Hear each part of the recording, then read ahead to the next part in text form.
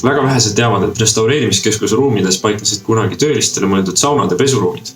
Sellepärast on siin väga sobilik pidada ka niiskete ruumide planeerimise koolitust. Niiskus mõjutab hoonet alates sellest hetkest, kui see rajati.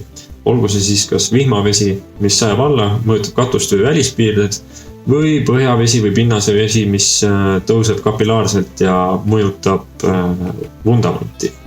Õigesti ehitatud ning korrapäraselt hooldatud hoone saab aga selle niiskuskoormusega ilusti hakkama.